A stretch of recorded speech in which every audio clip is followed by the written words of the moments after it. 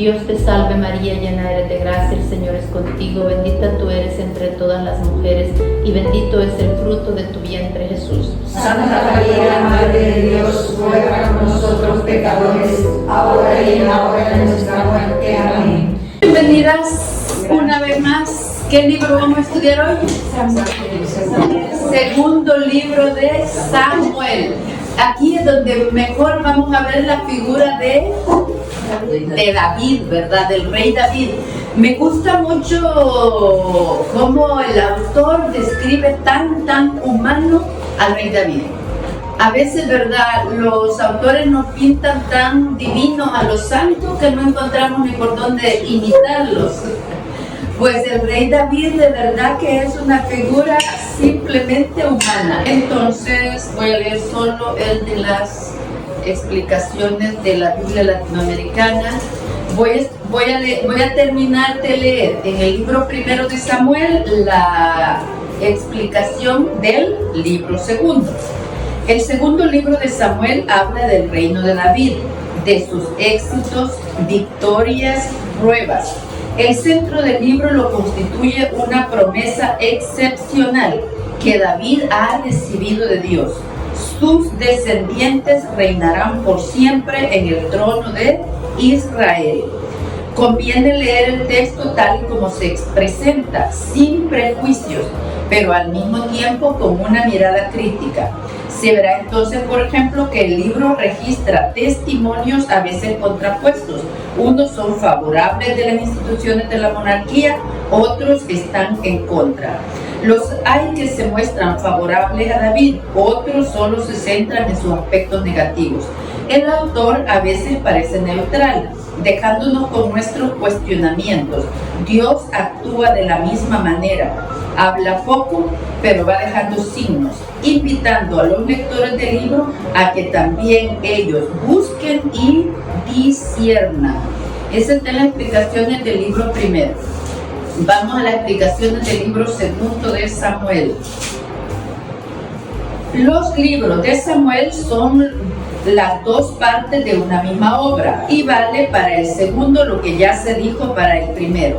En esta segunda parte se nos cuentan los hechos de David, rey, historia tan sincera como no se escribió ninguna otra en la antigüedad. Historia escrita por un hombre de Dios que supo descubrir la verdadera grandeza de David. David es modelo de fidelidad y sabe humillarse y pedir perdón porque comete errores, comete faltas. Pero algo que yo admiro de verdad de David es con qué prontitud reacciona, se arrepiente, pide perdón, hace penitencia. Es algo digno de imitar del rey David. También la paciencia, porque ya lo vimos, ¿verdad? Fue ungido muy joven y fue general de las tropas de Saúl. Pudo destronar a Saúl y tomar el trono, puesto que ya había sido ungido, ya sabía que él era el rey y siempre respetó tanto la persona de Saúl que también es admirable y digno de imitar. La verdad es que nos da ejemplos de mansedumbre, de paciencia, de sabiduría, de generosidad, de fe, de amistad. Vamos a ver cómo llora y lamenta y escribe versos y cantos con cada una de las muertes de sus seres amados, incluidos Saúl y Absalón, que lo persiguieron. Cuando ahí vemos la huida de David, estaba huyendo de su propio hijo. En el libro primero lo vimos huyendo de Saúl, el rey. Y ahora lo vamos a encontrar huyendo de su propio hijo. Y sin embargo, cuando ellos mueren, lo llora de verdad con total compasión. Y vemos entonces lo imitable de rey David se nota en una serie de cosas pequeñas que a sus contemporáneos les parecieran insignificantes o incluso tonterías, pero no pasaron inadvertidas al que contó la historia. Y después de él, Israel comprendió que si bien habían tenido algunos reyes excelentes, solo David les había presentado una figura anticipada del rey venidero. ¿De quién hablamos? de Cristo, ¿verdad? Que es del linaje de David, y en eso consiste la promesa, ¿verdad? Que va a reinar por siempre su dinastía. Para facilitar la comprensión de los acontecimientos que vienen a continuación, recordemos que ya antes de David, la tribu de Judá, instalada en el sur de Palestina, se oponía frecuentemente a las tribus de Israel ubicadas más al norte. Muy bien, entonces vemos, ¿verdad?, que ya estas tribus estaban divididas y opuestas. David siempre, porque ¿de qué tribu era Saúl? De la tribu de Benjamín. Entonces los de Benjamín fueron siempre muy leales a Saúl, pero David es de la tribu de Judá. Entonces los del sur son más fieles a David, y los del norte, aun cuando ya ha muerto Saúl, siguen siendo fieles a Saúl. Incluso el general de Saúl constituye rey a uno de los hijos de Saúl, rey del norte. Entonces, con estas ideas vamos a empezar a leer el libro segundo de Samuel. Y tenemos en la pizarra, ¿verdad?, la expansión del territorio es uno de los grandes éxitos de David, la unidad del reino,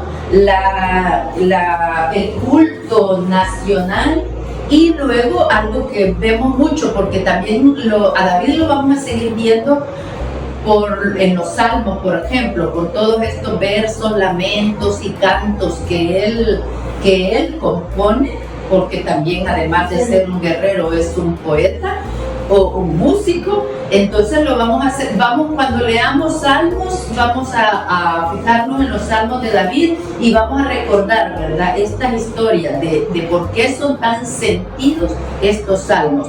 Vamos a empezar en capítulo 1. Vamos a leer del 1 al 11, y aquí del capítulo 1 al 4 vamos a estar bien, vamos a leer poco, porque vamos a ver la guerra civil. La guerra civil es dentro de una nación, ¿verdad? Capítulo 1, versículo 1. Anuncian a David la muerte de Saúl. Ahí terminamos el capítulo anterior, ¿verdad? Después de la muerte de Saúl, David volvió victorioso de su campaña contra los amalecitas. Al tercer día de su retorno en Siglag, llegó un hombre del campamento de Saúl. Tenía la ropa destrozada y tierra en la cabeza.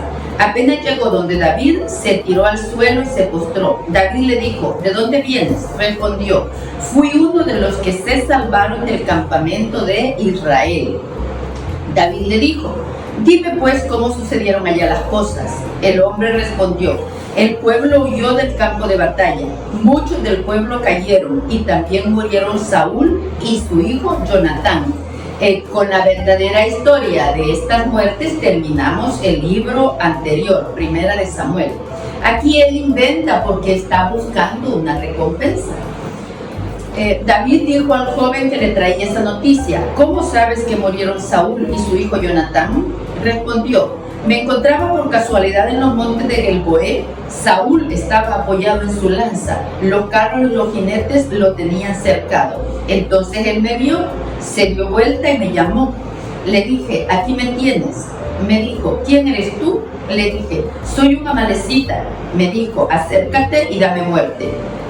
Todavía me quedan fuerzas, pero el pavor me atenaza. Entonces me acerqué y lo maté, porque bien sabía que no sobreviviría a su derrota. Luego tomé la corona que tenía en la cabeza, la pulsera que llevaba en el brazo, y se los he traído aquí a mi señor. David rasgó su vestimenta y todos los que estaban con él hicieron lo mismo. Se lamentaron mucho, lloraron y ayunaron hasta el atardecer por Saúl y su hijo Jonatán, por el pueblo de Yahvé y por la casa de Israel, que habían perecido a espada. Que vean, Saúl era su enemigo, lo persiguió desde su adolescencia hasta los 30 años que empezó a ser rey, lo persiguió siempre, y sin embargo llora su muerte, porque uno llora la muerte por lo que uno ama a las personas, no por lo que las personas fueron. Entonces es bien importante ver eso, ¿verdad? El llanto de Saúl. Y a continuación, al final del versículo 17, el canto del arbo que se puede leer en el libro del justo, es las lamentaciones de David por la muerte de Saúl y de Jonatán, que está ese cántico en todo el final del capítulo 1. Y en el capítulo 2, ya David ya es rey de Judá. Capítulo 2, versículo 1. Después de eso, David consultó a Yahvé: ¿debo subir a una de las ciudades de Judá? Es otra cualidad que debemos de recordar siempre de David, ¿verdad? David siempre consulta a Dios. Siempre, en todas las acciones le consulta. Y era algo que había dejado de hacer Saúl, ¿verdad? Recordemos que al final Saúl terminó pidiendo ayuda a las adivinas. Entonces es importante, aunque vamos a ver el pecado de David, siempre siguió contando con la ayuda de Dios. Del capítulo 2 vamos a leer del 1 al 9. Después de eso, David consultó a Yahvé: ¿debo subir a una de las ciudades de Judá? Yahvé le respondió: sube. David añadió: ¿a cuál? Y Yahvé respondió: a Hebrón. Subió pues David con sus dos mujeres, Ahinoam de Israel y Abigail, mujer de Nabal de Carmel. Con él subieron sus hombres, cada cual con su familia, y se instalaron en las aldeas de Hebrón. Entonces se reunieron los hombres de Judá y allí consagraron a David como rey de la casa de Judá. Le informaron a David que la gente de Yabes de Galaad había enterrado a Saúl. David mandó entonces a sus hombres donde la gente de Yabes de Galaad con este mensaje: que Yahvé los bendiga por haber enterrado a Saúl, su señor, pues se lo debían.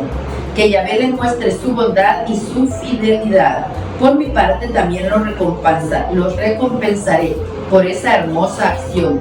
Y ahora sigan valientes y animosos. Aunque Saúl ha muerto, los hombres de la casa de Judá me han consagrado como rey. Abner, hijo de Ner, era el jefe del ejército de Saúl. Tomó a Isbaal, hijo de Saúl, y se lo llevó a Mahanayim. Allí lo proclamó rey de Galaad, de la tribu de Aser de Israel, de Efraín y Benjamín. En una palabra, todo Israel. Isbaal, hijo de Saúl, tenía 40 años cuando pasó a ser rey de Israel, y reinó 2 años, mientras que la casa de Judá seguía a David. David reinó en Hebrón 7 años y 6 meses sobre la casa de Judá. Y aquí lo que sigue relatando, se fijan que empieza en letras pequeñas, ¿verdad? Ya hemos visto que estas letras pequeñas porque son relatos introducidos tardíamente dentro del libro. Lo que continúa es parte de la guerra civil, ¿verdad? Entre Saúl y Isbaal. Vamos al capítulo 3, versículo 1. La guerra entre la casa de Saúl y la casa de David se prolongó. David se iba imponiendo cada vez más, mientras que el partido de Saúl se debilitaba. David tuvo hijos en Hebrón. Son nombres que difícilmente vamos a recordar, pero los voy a leer para que luego tengamos alguna noción, ¿verdad?, de quién mata a quién, porque estos van todos por el trono, por la sucesión, y hay discordia. De estos ninguno la gana. Muy bien. David tuvo hijos en Hebrón. El mayor fue Amnón. El segundo fue Quileab. El tercero, Absalón. Absalón destaca más por la persecución, ¿verdad? El cuarto fue Adonías. El quinto, Cefatías. El sexto, Yitream. Aquí todavía no había conocido a Betsabé. Estos son de sus esposas en Hebrón. Durante la guerra entre la casa de Saúl y la casa de David, Abner fue haciéndose cada vez más importante en la casa de Saúl. Voy a leer en las explicaciones del capítulo 3. Porque cada uno de estos hijos que leí tiene una mamá distinta. Las numerosas mujeres de David serán la causa de luchas fratricidas por la sucesión al trono. En efecto, cada uno de los primogénitos y empujado por su respectiva madre, aspirará a ocupar el trono de David. Así es como 3 de sus hijos, Amnón, Absalón y Adonías, perderán la vida en esa carrera al poder. Entonces aquí ya se olvidan a quién unge el Señor, ¿verdad? Sino ya quién quiere continuar. Versículo 7. Saúl había tenido una concubina llamada Rispa, hija de Agía, la que Abner tomó para sí. Recuérdense, Abner es el general, Isbaal es el hijo de Saúl. Isbaal dijo a Abner: ¿por qué tomaste la concubina de mi padre? Ante esas palabras, Abner se enojó violentamente con Isbaal.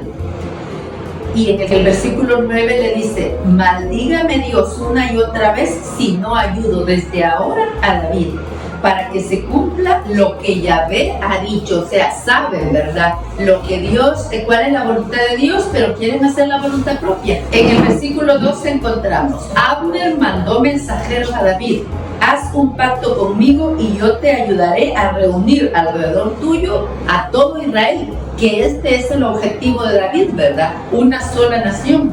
Versículo 13, David le respondió: de acuerdo, haré un pacto contigo, pero con una condición: cuando vengas, tráeme a Mical, la hija de Saúl. De lo contrario, nada sacarás con presentarte ante mí. En el capítulo 17, Abner sostuvo conversaciones con los ancianos de Israel. Les dijo: hace tiempo que desean tener a David por rey. Pasen ahora las acciones, porque Yahvé habló a David en estos términos: por la mano de mi servidor David salvaré a mi pueblo de Israel de las manos de los filisteos y de todos sus enemigos. Así habló Abner a los hombres de Benjamín, y luego fue a Hebrón a transmitir a David todo lo que había decidido la gente de Israel y de Benjamín. Pero Joab es el general del ejército de David. Abner del ejército de Saúl y Joab del ejército de David.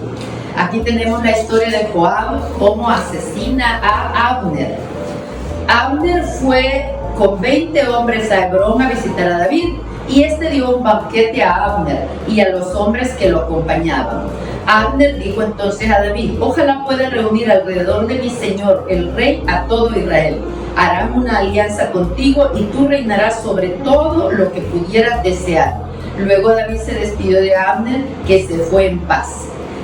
Versículo 22. Sucedió que Joab y la guardia de David regresaban de una incursión en que habían reunido un enorme botín. Abner, por su parte, había dejado a David en Hebrón. David lo había despedido y se volvía tranquilamente.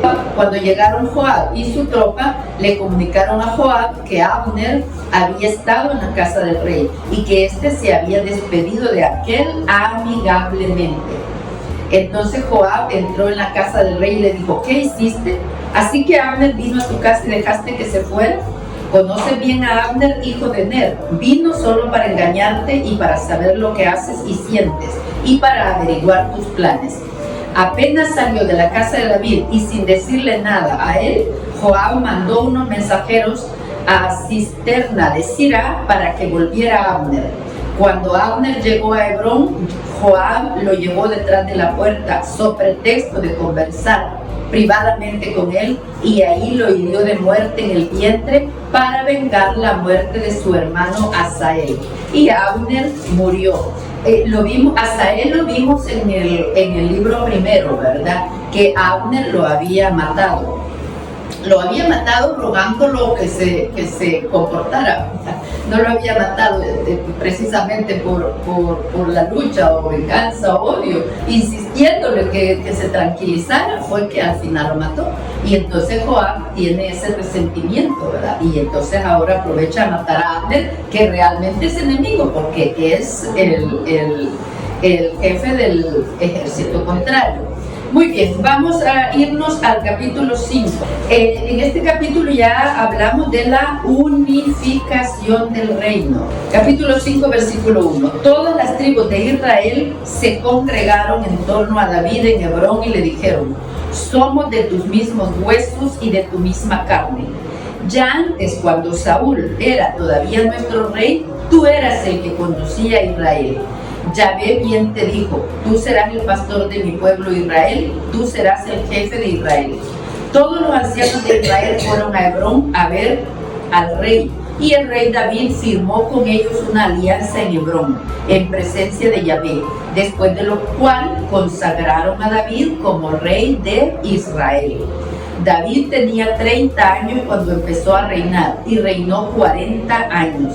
Había reinado ya 7 y 6 meses en Hebrón, en Judá, y reinó en todo Israel y Judá 33 años desde Jerusalén.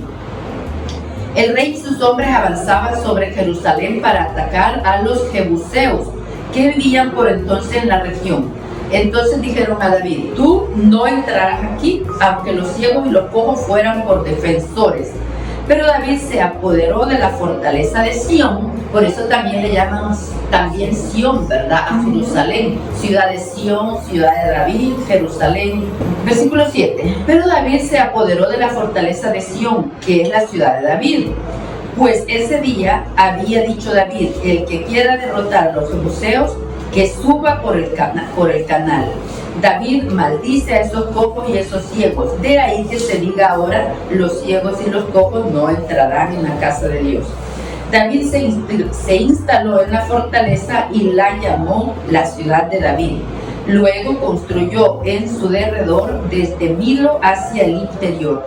David seguía fortaleciéndose sin cesar y Yahvé estaba con él.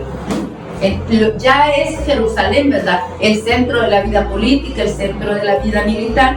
Y luego en el capítulo 6 vemos que manda a traer el arca para que también sea el centro espiritual. Capítulo 6, versículo 1.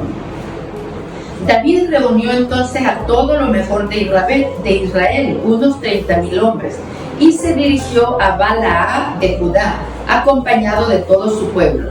Quería traer el arca sobre la cual había pronunciado el nombre de Yahvé, quien se sienta en ella sobre los querubines.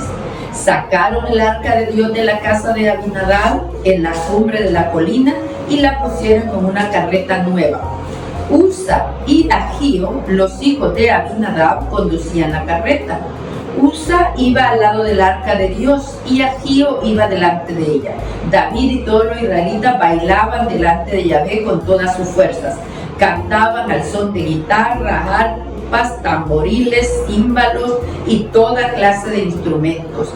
Cuando se acercaron a la era de Nacón, los bueyes dieron un paso en falso. Usa quiso sujetar el arca de Dios y le puso la mano. Entonces Yahvé se irritó contra Usa y lo hirió allí mismo. Murió al lado del arca de Dios.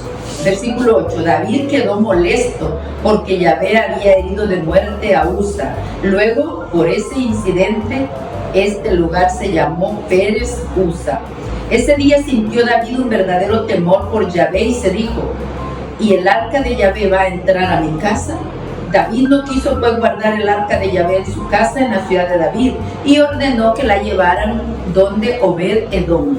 El arca de Yahvé permaneció 3 meses en casa de Obed y Yahvé bendijo a Obed-Edom a toda la familia. Voy a leer las explicaciones. Imaginémonos el traslado del arca. Es una procesión inmensa en que van miles de personas cantando, bailando y tocando música, precedidos por el mismo rey. Se ofrecen innumerables sacrificios. Es la gran alegría porque el Señor está con su pueblo. Es la entrada triunfal del Arca de la Alianza, el lugar que le corresponde en la capital del país. David bailaba delante de Yahvé. David había entendido muy bien qué se trata. Sabe todo es poco para darle gracias a Dios y no importa lo que otros piensen. Voy a seguir leyendo las explicaciones. En este pasaje, un gran rey nos enseña la auténtica grandeza y nos recuerda ejemplos de la vida diaria. El joven que tuvo éxito en sus estudios y sigue en su barrio, tan sencillo como antes. El cristiano que no se avergüenza de su fe y la practica, haya o no gente que lo mire. Es importante, ¿verdad? En la figura de David, como cuando está alegre baila, canta alegre, vamos a encontrar salmos de alabanza, y cuando está triste llora y se lamenta profundamente. Es verdaderamente un corazón muy humano.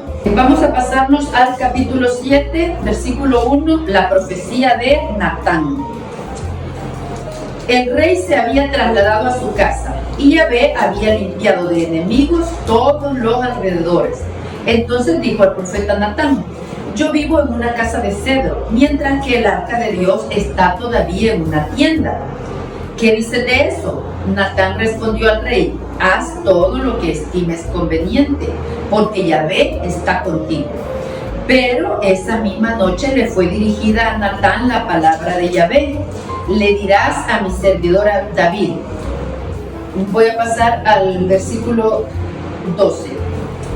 Cuando tus días hayan concluido y te acuerdes de tus padres, levantaré después de ti a tu descendiente, al que brota de sus entrañas, y afirmaré su realeza.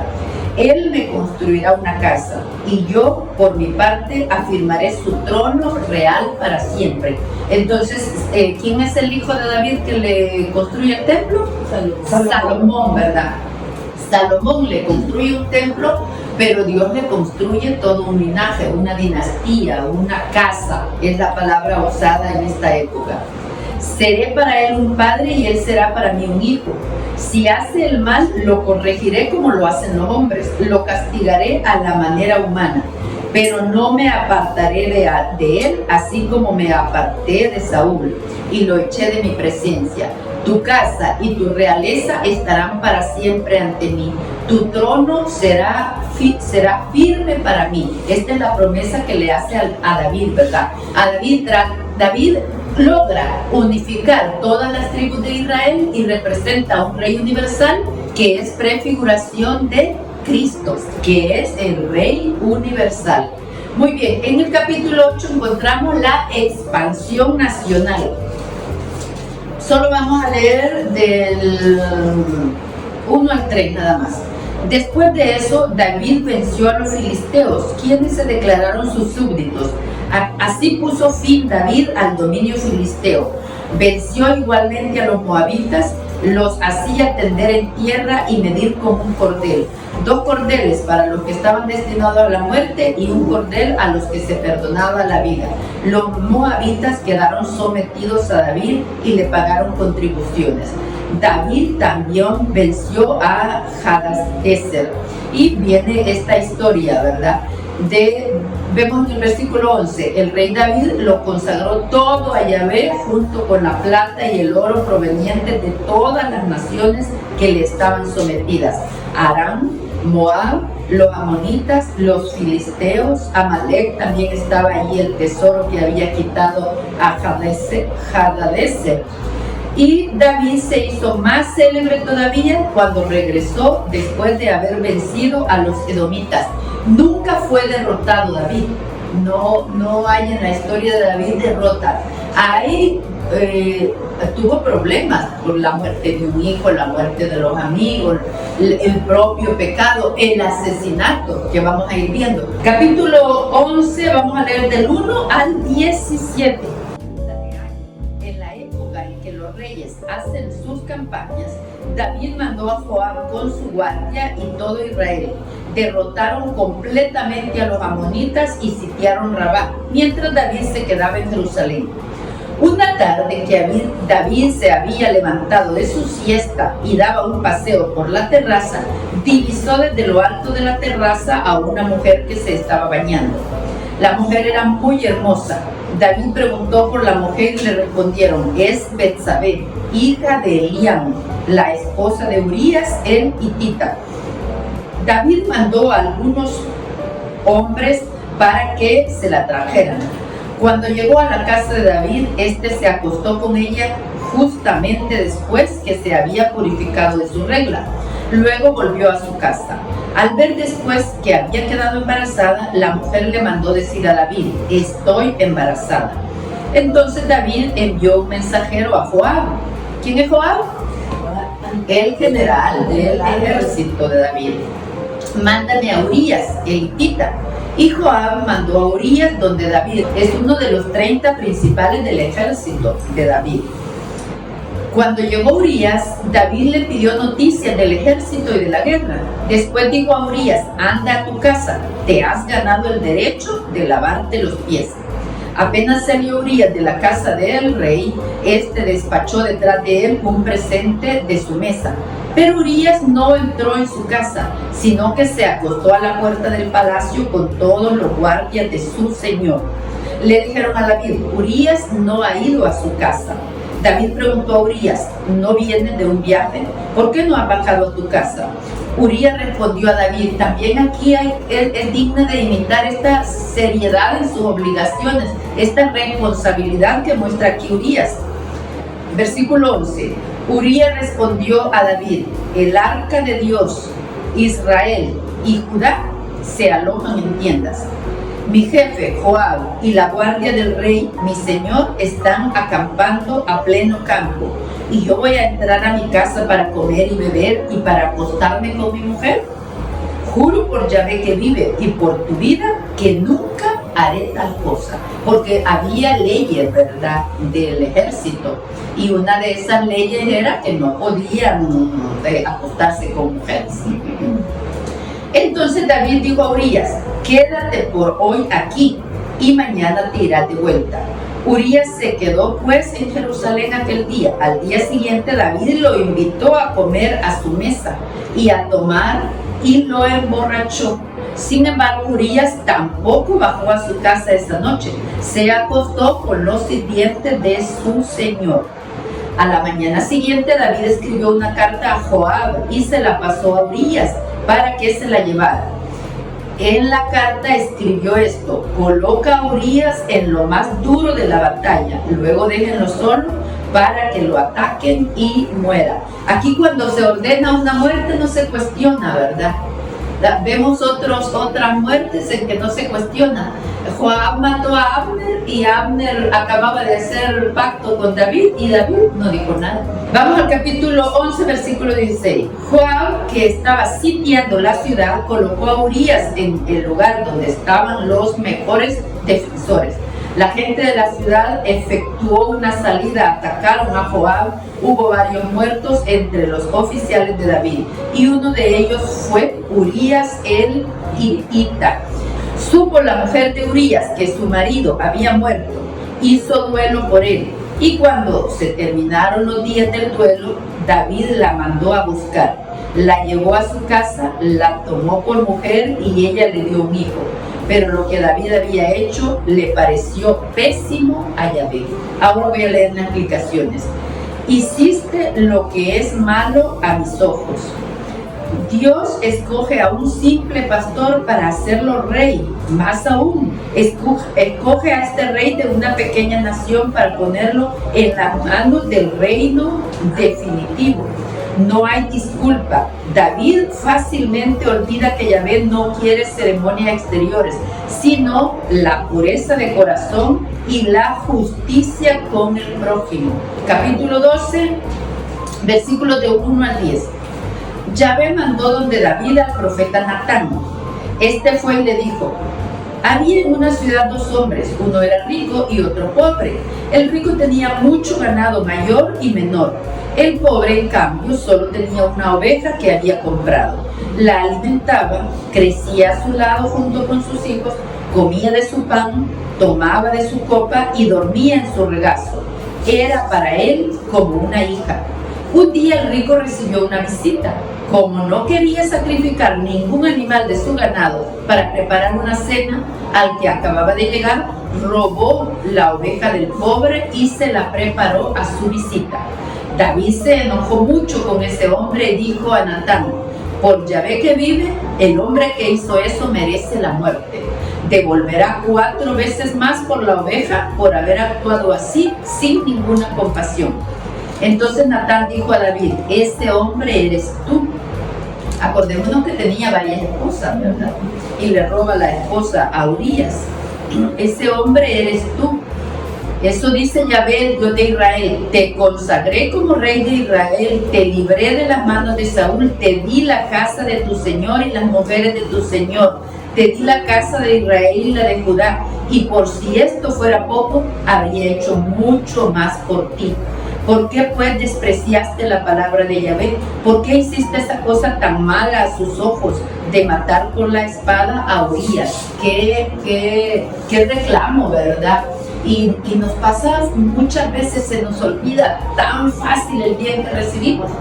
Y entonces nos disgustamos por algo y nos olvidamos del bien que hemos recibido.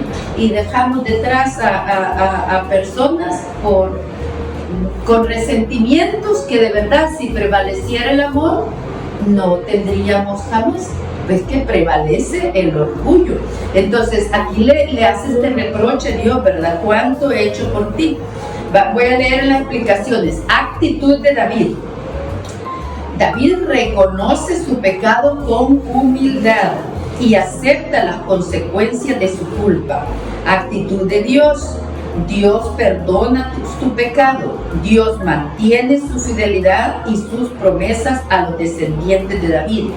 Más aún, Salomón, hijo de Betsabé y de David, será el beneficiario de dichas promesas. Dios hará pasar por su gracia por donde pasó el pecado. Qué bonito, ¿verdad? Hace pasar por su gracia lo que pasó por el pecado. Capítulo 12, versículo 15. Natán regresó a su casa y Yahvé hirió al hijo de Betsabé, el hijo que Betsabé había dado a David. Cayó enfermo. David pidió a Dios por su hijo, se negaba a comer y cuando regresó a su casa dormía en el suelo. Los ancianos de su casa le insistían para que se levantara, pero se negaba y no ingirió ningún alimento con ellos. Al séptimo día el niño murió. Todos estos días Saúl estuvo clamando a Dios, pidiendo perdón, pidiendo misericordia y lamentándose de su pecado. En el versículo 19, David se dio cuenta de que los servidores cuchicheaban entre sí. Comprendió entonces que el niño había muerto y le dijo: ¿murió el niño? Le respondieron: sí, murió. Entonces David se levantó, se bañó, se perfumó y se cambió de ropa. Entró en la casa de Yahvé donde se postró. Luego regresó a su casa y pidió que le sirvieran algo de comer. Y luego los sirvientes le preguntan, ¿verdad? ¿Y por qué al revés? Ahora no tiene luto. Y les dice, estaba rogando a Dios, clamándole que perdonara la vida de su hijo, pero ya murió. Entonces ya, ¿qué puede hacer? Y ese es el castigo, ¿verdad? Por su pecado. La vida de él es perdonada por su arrepentimiento sincero y profundo. Por eso le perdona la vida. En el capítulo 13 ya empezamos la persecución de Absalón. Vemos del 1 al 5. Poco después aconteció esto. Absalón, hijo de David, tenía una hermana que era muy bella y que se llamaba Tamar. Amnón, otro hijo de David, se enamoró de ella. Amnón se atormentaba de tal forma que hasta enfermó pensando en su media hermana Tamar. Esta era virgen y Amnón no veía cómo podía hacer algo con ella. Amnón tenía un amigo que se llamaba Jonadab, hijo de Simán, hermano de David, y era muy astuto.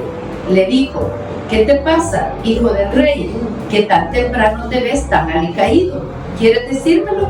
Amnón le respondió: es que quiero a Tamar, la hermana de mi hermano Absalón. Acuérdense que eran hijas de distinta madre, ¿verdad? Entonces Jonadab le dijo: anda a acostarte, pon cara de enfermo, y cuando vaya tu padre a verte, dile: dale permiso a mi hermana Tamar para que venga a servirme la comida, que prepare un guiso ante mí y me lo sirva en su mano. Amnón se fue a acostar y se hizo el enfermo. El rey David fue a ver y Amnón dijo al rey: dale permiso a mi hermana Tamar para que venga, prepare unos pastelillos en mi presencia y me los sirva en su mano. David mandó a buscar a Tamar y le dijo: anda a casa de tu hermano Amnón y prepárale alguna comida. Vamos al versículo 17.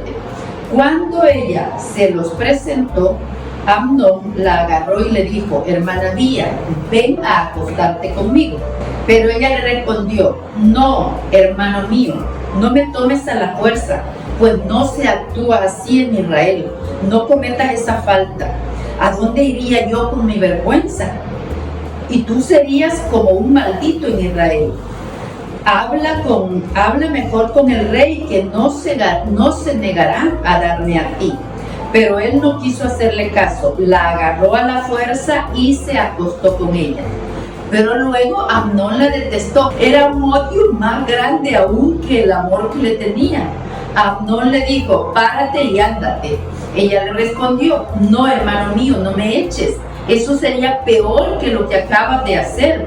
Pero no quiso oírla, sino que llamó a un joven que estaba a su servicio y le dijo: échala fuera, lejos de mí, y cuando salga, cierra la puerta con candado. Versículo 19. Tamar se echó ceniza en la cabeza, rasgó su túnica con mangas y se puso una mano en la cabeza. Luego partió lanzando gritos. Su hermano Absalón le dijo: así que tu hermano Amnón se acostó contigo. Escúchame, hermana mía, no digas nada a nadie. ¿No es tu hermano? No tomes tan a pecho lo sucedido. Tamar se quedó desamparada en la casa de su hermano Absalón. Cuando el rey David se enteró del asunto, se enojó mucho, pero no quiso llamarle la atención a su hijo Amnón, porque era su preferido por ser el mayor. Absalón tampoco le dijo nada, ni buenas ni malas palabras, pero sentía odio por él, debido a que había violado a su hermana Tamar. 2 años después, Absalón iba a hacer la esquila, invitó a toda la familia del rey, ¿verdad? El rey dijo: pues no podemos ir todos, y dijo: pues deja que venga mi hermano Amnón. ¿Y qué iba a hacer? Pues lo mató. Lo mató también, ¿verdad? Entonces, entre hijos y amigos muertos, David lleva de verdad mucho sufrimiento. Y Absalón se quedó huyendo, ¿verdad? Lejos.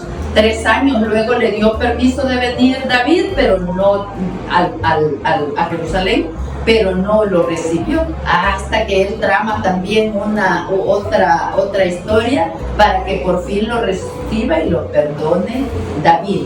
Pero creo que las intenciones de Absalón iban más allá, ¿verdad? Porque ya pudo estar en la entrada de Jerusalén, y ahí cuando la gente iba a pedir a resolver conflictos con David, él les hablaba y les decía: si yo fuera el rey, yo los atendería, yo haría esto, y se empezó a ganar a todo Israel. Y entonces vamos a ver, Absalón se rebela contra su padre. Capítulo 15, del 1 al 6. Después de eso, Absalón se compró un carro, caballos, y contrató a 50 hombres que iban corriendo delante de él.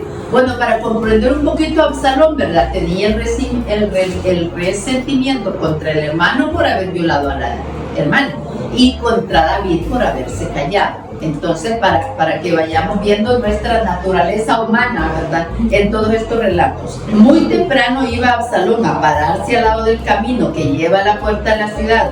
Cada vez que un hombre tenía un pleito y debía presentarse en casa del rey para el juicio, Absalón lo llamaba y le preguntaba: ¿de qué ciudad eres? Si el otro respondía: tus servidores de la tribu de Absalón, le decía: mira, tu causa es buena y justa, pero no habrá nadie en la casa del rey para escucharte. Si yo estuviera encargado de la justicia en este país, todos los que tuvieran un pleito vendrían a verme y yo les haría justicia. Así es como se empieza a ganar a todo el pueblo, ¿verdad?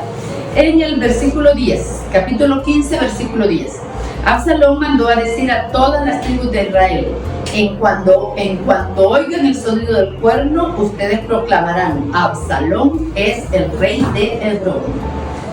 200 personas invitadas por Absalón habían salido con él de Jerusalén, pero iban sin saber, sin conocer nada de lo que tramaba. Mientras Absalón ofrecía sacrificios, mandó a buscar en Gilo a un consejero de David, que se llamaba Ahitofel de Gilo. La conspiración aumentaba día a día y los partidarios de Absalón iban siendo cada día más numerosos. Capítulo 18, del 6 al 17. Derrota y muerte de Absalón y llanto de David, ¿verdad? El ejército de David salió al encuentro de Israel y la batalla tuvo lugar en los bosques de Efraín. Fue una gran derrota para el ejército de Israel. La gente de David los aplastaron y perdieron 20,000 hombres.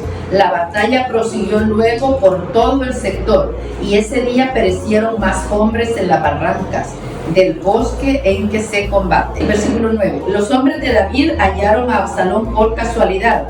Iba montado en su mula y este pasó debajo de la rama de una gran encina.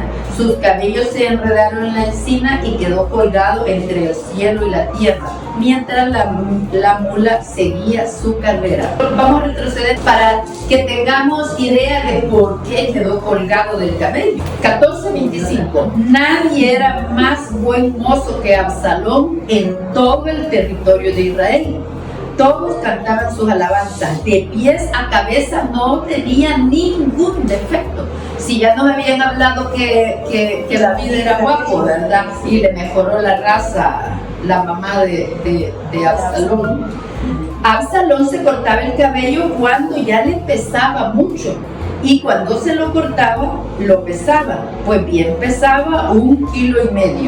Entonces es para que veamos, ¿verdad? Absalón tuvo 3 hijos y una hija, a la que también llamó Tamar, que también era muy hermosa. Entonces, a causa de este hermosísimo cabello, ¿verdad? Es que queda colgado y su mula sigue corriendo. Estábamos 18, ¿verdad? Vamos a ir al 32. El rey preguntó al cusita: ¿está a salvo el joven Absalón?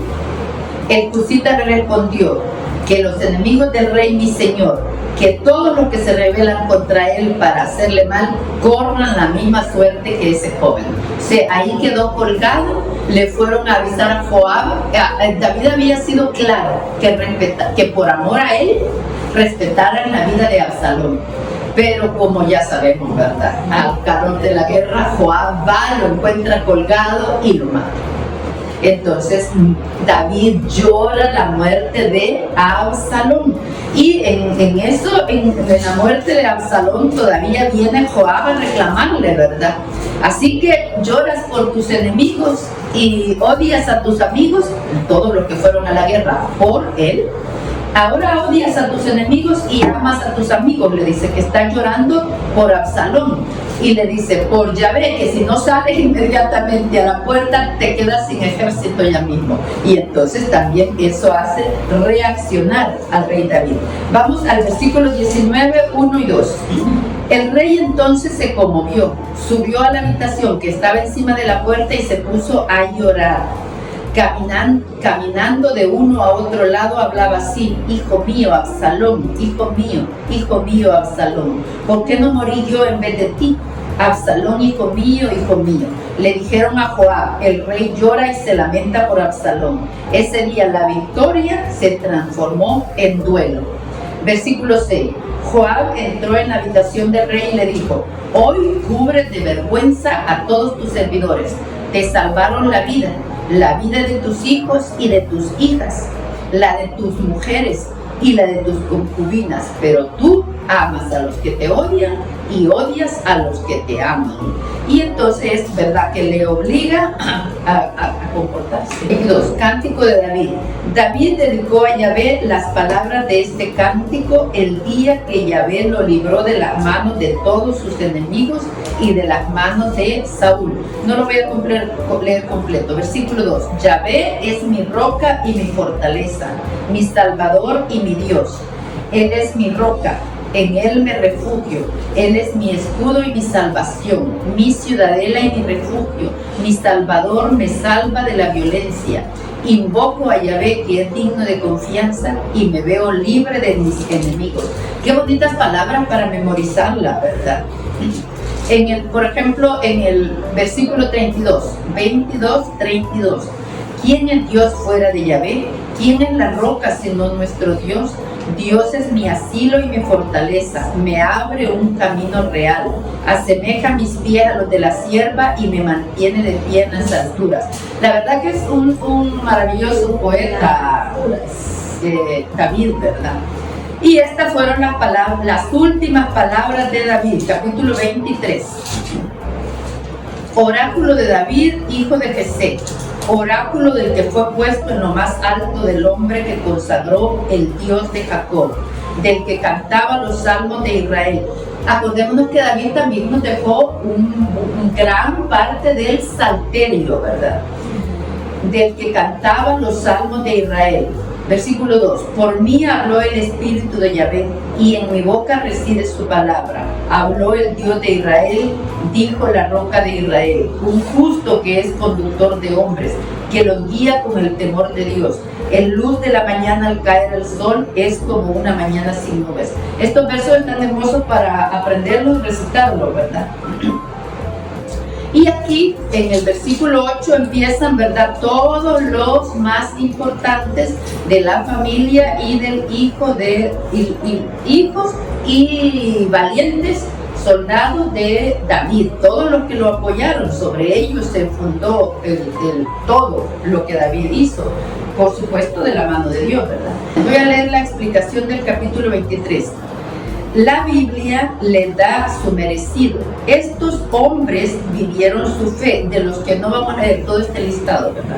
Estos hombres vivieron su fe y cumplieron su misión humana en tareas que ahora nos parecen poco evangélicas.